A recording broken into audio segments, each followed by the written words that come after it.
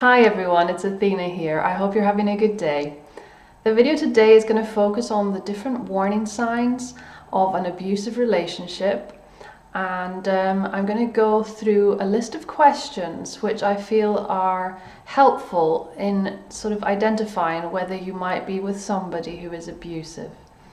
Now, a few years back, when I was myself in a relationship that was abusive, having these questions in front of me and asking myself was very, very helpful in identifying the fact that I had to get out. If you are in a relationship after asking yourself these questions that is abusive, then there is help, and there are a lot of helplines that you can call, and there's people you can talk to. If there is anything that you need help with, then just let me know, and I will put you in touch with the right organizations that can help you if you're not able to afford anything. I'm also happy to help free of charge if anybody needs anything. If you are in an abusive relationship, it's very important to create a safety plan, something that you can do if you need to get out. Find some member of family or a close friend that can help you. Self-care and looking after yourself comes first. And if you have children, then this is even more important. I'm going to go through a list of questions which will help you identify the warning signs of abuse. Now, the first one is, does your partner make you feel nervous? Now, this isn't obviously positive. I'm not talking about excitement. I'm not talking about initial nerves or butterflies that you may get at the beginning of a relationship. I'm talking about genuinely nervous. Do you feel worried? Do you feel nervous around your partner? The second question that you can ask yourself is, do you have to be careful to control your behavior in order to avoid your partner's anger? If your partner is prone to getting angry over trivial things, over silly things, and you feel like you're walking on eggshells and you're worried that if you say something, this is going to set your partner off, then that is a big red flag. Do you feel pressured by your partner when it comes to sex? Now, this is also a big one. Sex is something that both of you have to want.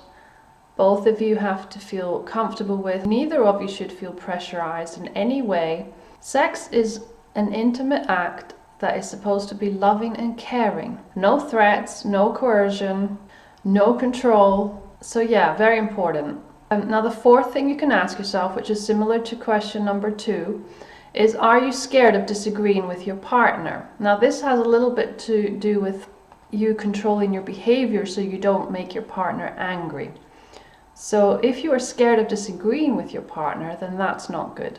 Now, another one is, does your partner criticize you or humiliate you in front of other people? Now, this is quite nasty. This is what bullies do. They feel good about being the one in control, about being the one that has the upper hand. They feel good about putting you down in public. Is your partner always checking up on you, or are they questioning you about what you do when you are not with them? Now, this is all about control. If your partner doesn't allow you to go out on your own, doesn't allow you to go out with your friends, is always worried about where you are and who you're with, and if they're overly jealous and overly possessive, then that's also a red flag of an abusive person. You have the right to be free to see and do what you want. So if you have trust in your relationship, then you are free to do what you want when you want, whether that's a friend or a family member, or even somebody of the opposite sex. Does your partner tell you that if you changed, they wouldn't abuse you? Now that is absolutely ridiculous. Like, if they were to say, it's your fault that I get angry, it's your fault that I hit you. Is your partner repeatedly and wrongly accusing you of seeing or flirting with other people? Again, that's another thing about control, about possessiveness, jealousy, but it's not constructive in any way. And they should never accuse you of doing stuff because they feel insecure. Does your partner's jealousy stop you from seeing friends or family? Now again, this is a similar one. They are trying to isolate you and not allow you to see friends or family or anybody else that might take you away from him. Has your partner ever made you feel that you are crazy, that you are inadequate, or that you are stupid. If they've actually called you stupid or crazy, then that is a huge red flag and you should not tolerate this. Has your partner ever scared you with violent or threatening behavior? That is another big red flag. If they have ever threatened you or hit you or sexually abused you, sexually assaulted you, because that also can happen in a partnership, that the partner rapes you, basically has sex with you when you have said no. Does your partner prevent you from going out or to doing things you want to do? Again, this is to do with control. Are you expected to do things to please your partner rather than to please yourself? If in a relationship the focus is always on your partner and not about your wants, your needs, your desires, that is not good. That is a selfish person that doesn't care about your needs, that just wants to control you. Do you feel that with your partner nothing you ever do is good enough? If you never feel that you are good enough with your partner, then that means that you don't feel like yourself. That means that your self-esteem is right down the bottom, and that is not a good sign. Does your partner ever say to you, "I will kill myself if you leave me," or "I will kill or hurt you if you leave me"? Now, you can't threaten someone with suicide, and you can't threaten someone with any sort of form of violence, or any threats for that matter. So that's another huge red flag.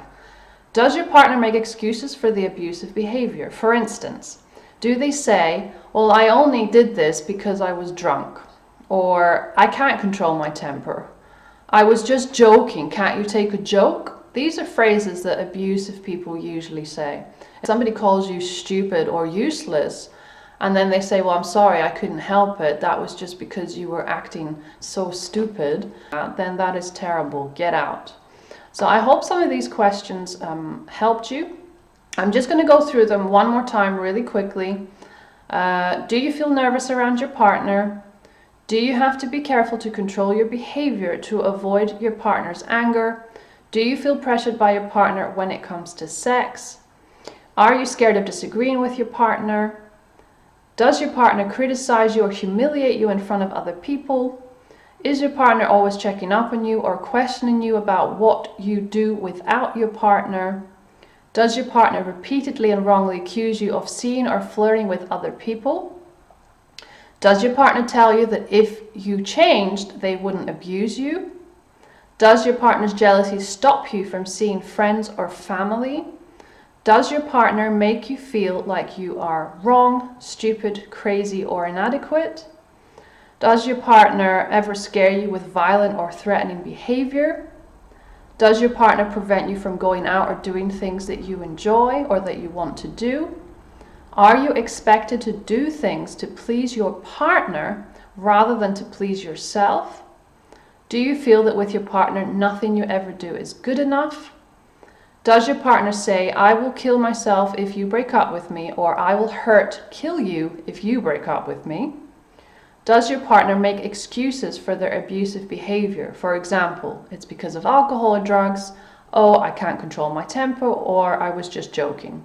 Never settle for anything less than what you deserve. You deserve love, you deserve respect, you deserve equality, and you should never be made to feel that you are not worthy of these things. So that's it for today, guys. I hope you found the video helpful, and look after yourselves. Click on the subscribe button if you haven't already. Feel free to leave comments and give the video a like. If you want to share the video, then please feel free. I hope you have a good week, and I'll see you next Monday. Take care. Goodbye.